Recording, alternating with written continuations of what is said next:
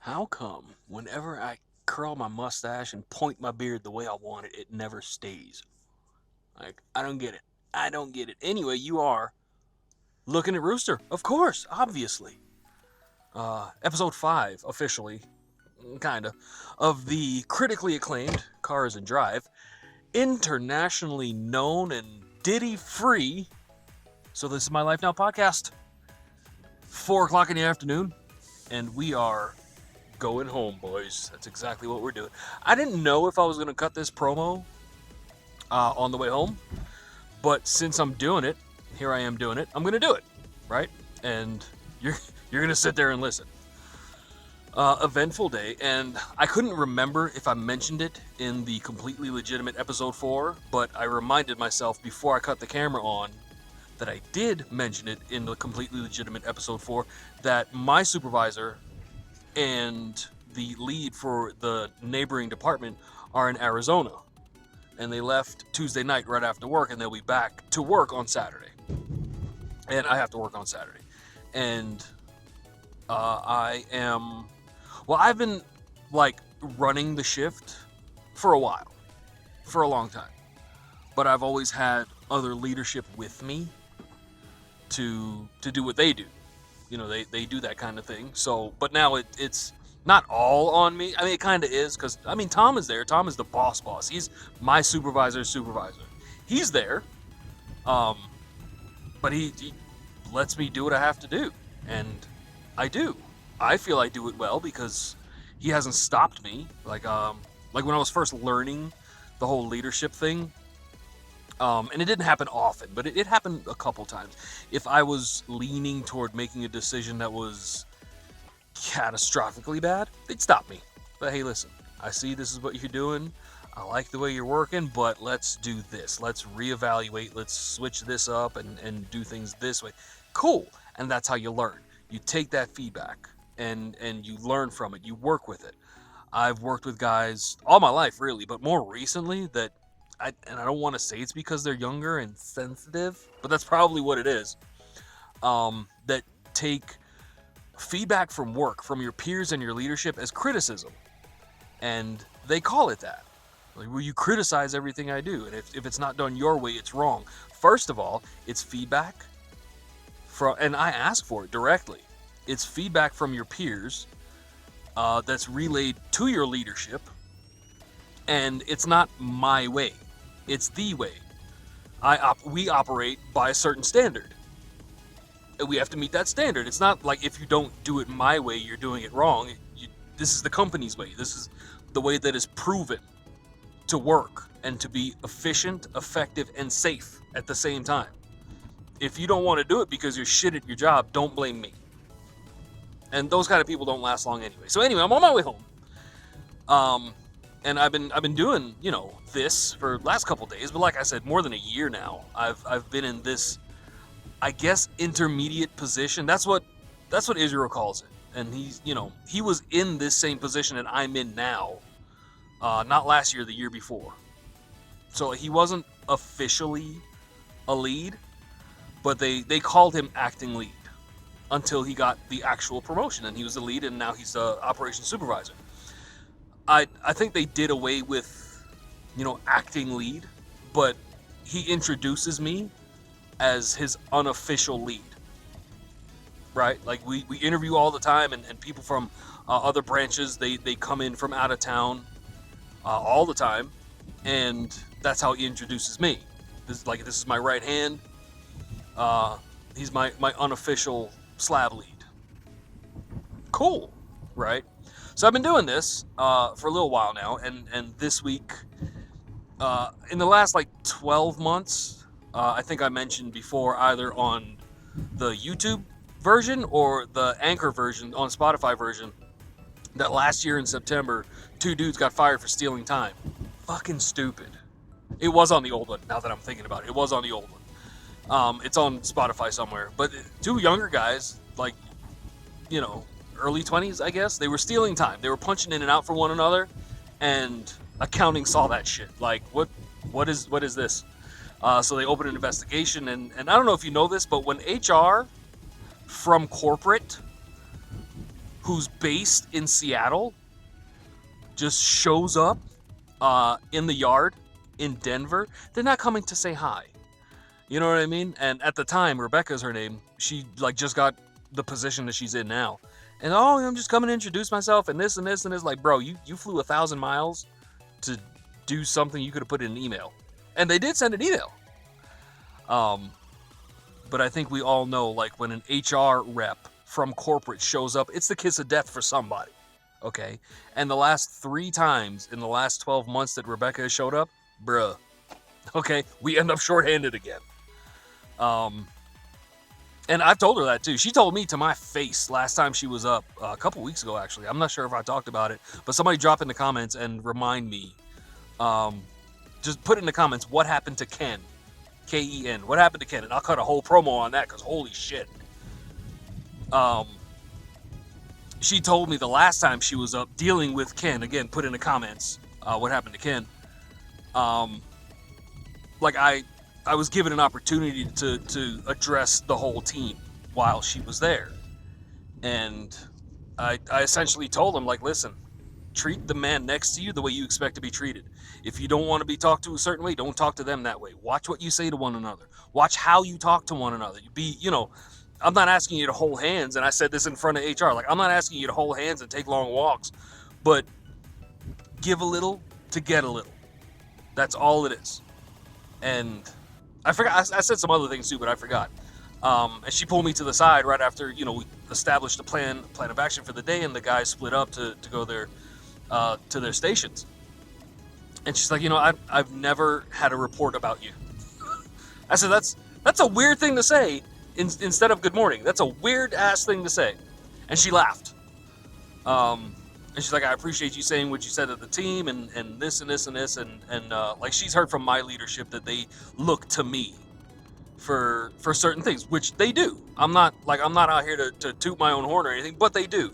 And I attribute that to the feedback I'm getting from my peers, from my guys, and from my leadership.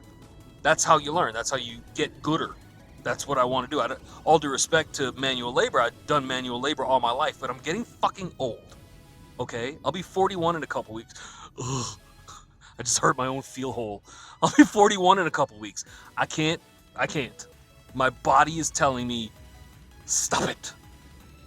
My wife is telling me, stop it. So I gotta listen to, if not one, both, right? So I'm working toward that, and they know that. My leadership knows that. So more in the last year, since these two fucking clusterheads, chucklefucks. We'll go chucklefucks. Chucklefucks is good. Since they decided to steal time over a couple bucks, that's all it is, because they weren't doing it very long. Like accounting, they know who makes what, on like what position you are and all that. So from then till now, I got a really big push, and I've been taking advantage of it. The only person that could really fuck this up for me is me, and I have zero intention of doing that, because, dude, are you gonna go? I need to get into the lane. All right, then, thank you. Because I want to work less physically and make more money.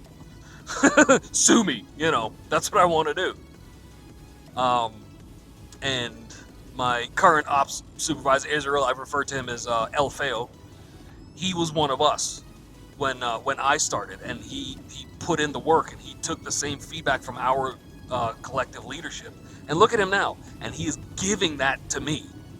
You know what I mean? I think I've said before, like, we've all worked with people that want you to do well, but they don't want you to do better than them. He's not one of those guys.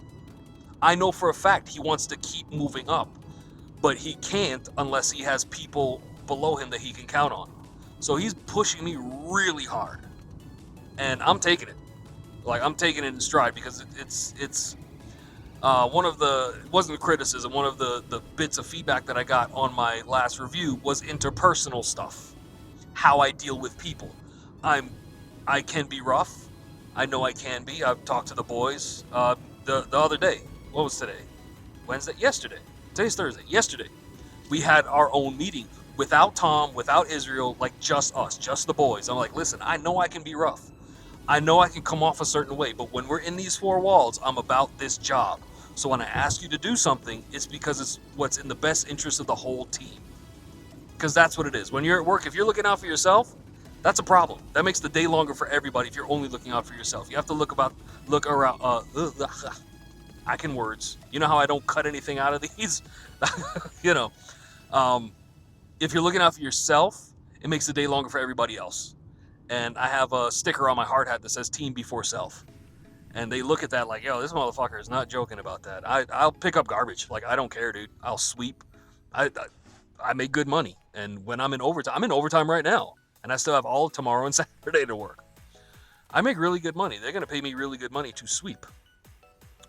So it was brought to my attention that if you ever worked in a warehouse or just anything really, you know that if you move something that has a digital location to somewhere else and you don't change it to that somewhere else and you try and look for it even the same day and you didn't update that location, it's a pain in the ass. It's a pain in the dick.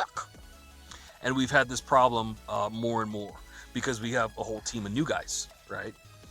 Mondo and I, we're the old guys. We've done this before. We've gone in on our days off because it's gotten so bad to just stand there and take out your iPad and scan everything and update locations in a fucking warehouse, one piece at a time. So I let Tom know, like, all right, this is what time it is. Trucks are done. Everything is good. Paperwork is done. I'm going to cut out because I put in a lot of hours this week with Israel being gone. He's like, yeah, no problem. Have the guys update locations. Let them know it's their own fault. Okay. Okay. And just yesterday, like I said, we had this meeting together, just us, and I said, all I need you to do is trust me. Understand that the decisions I'm making are in the best interest of the team. And now I have to let them know that it's their own fault. Half of them were like, oh shit, okay, yeah, we'll do it. The other half were like, oh fuck, why? It's the ones that are complaining, oh fuck, why, are the ones that are not doing the updates in the first fucking place. So now this is what we have to do. Okay? And I told Mondo's like my ace. I told him, listen, I'm leaving. I am leaving because I was first in the warehouse this morning. It was still dark as fuck when I got to work. So I'm going home. And Tom knows it like majority of it is not me, it's not Mondo. It's the kids. So we have to, he said, let them know it's their fault, their own fault. If they don't feel the consequence of not working the process, they're just going to keep doing it. And he's right. Because ultimately, it's me and Mondo that end up fixing the messes anyway.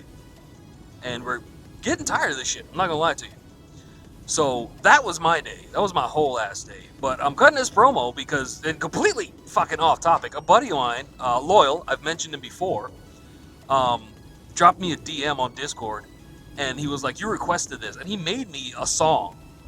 And I'm an Iron Maiden fan, I'm a Motorhead fan, Metallica fan, Megadeth, Slayer, fucking all of them. And he cut this for me. And I've mentioned before, like, I am like my own personality, either on the podcast or like the gaming stuff, the ATS stuff. I'm my own personality.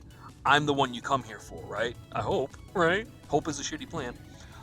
Beefy is her own character, but you all know her from her brand, her other endeavors outside of just being my wife. Like that's it's actually top of her list, okay, is being my wife, and then she's got her own content stuff going on. Her debut is actually tomorrow, her new stuff, but I'm not releasing this tomorrow, so I don't even know why I'm saying it. Shit, I cut a promo on Monday, and I cut it together last night and put it to render, and I was going to upload it before I went to bed, and I didn't do that. So you're going to watch episode 4 first, and then watch this. I just reminded myself. So my buddy Loyal made this song called Iron Mammy. When I tell you, it's easily the best bit of AI I've ever heard. Like guitar riffs and drums, and even the bass line is nice. The lyrics especially. Iron Mammy. Okay, and like Mammy has become her own entity in the Rooster programming. She just has.